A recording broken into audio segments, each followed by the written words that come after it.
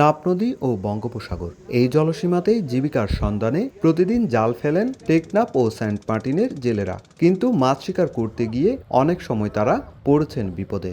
অভিযোগ, জলসীমা অতিক্রমের অভিযোগ তুলে তাদের আটক করে নিয়ে যায় মিয়ানমারের বিদ্রোহী গোষ্ঠী আরকান আর্মি। গত ৬ মাসে কয়েকশো জেলে তাদের হাতে জিম্মি হন।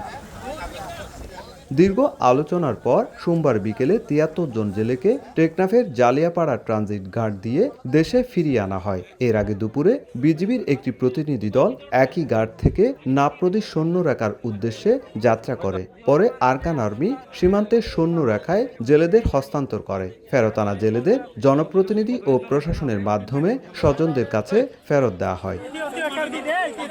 দীর্ঘদিন পর স্বজনদের ফিরে পেয়ে অনেকেই কান্নায় ভেঙে পড়েন। কারো চোখে আনন্দের অশ্রু, কারো মুখে স্বস্তির হাসি। তবে ফিরে আসা জেলেদের অভিযোগ, আটক অবস্থায় তাদের উপর নির্যাতন চালানো হয়েছে। আমাদের ধরেন মার্সিডি বাংলাদেশি দলসীমা থেকে নিয়ে গেছে মায়ানমার দলসীমা এলো যে আরারে হাসমগরাইতো আরারে মানে দুবেলা বাদ দিত আর বাদ ফেট নগইতো। ফিরে আসা ৭৩ জনের মধ্যে ২৫ জনই সেন্ট মার্টিনের বাসিন্দা। তাদের বুঝে নেন সেন্ট মার্টিন ইউনিয়ন পরিষদের সদস্য। সরকারের প্রচেষ্টাই যে এখানে আজকে ২৫ জন আমরা রিসিভ করে বুঝে পেয়েছি, এটার জন্য আমি সরকারকে আন্তরিকভাবে অভিনন্দন জানাই। আরকান আর্মির দাবি, বাংলাদেশি জেলেরা জলসীমা অতিক্রম করে মিয়ানমারের অভ্যন্তরে প্রবেশ করায় তাদের আটক করা হয়েছিল। তবে বাকি আটক জেলেদের ফিরিয়ে আনতে আলোচনা অব্যাহত রয়েছে বলে জানিয়েছে আইনশৃঙ্খলা বাহিনী। সুজাউদ্দিন রুবেল, সময় সংবাদ, কক্সবাজার।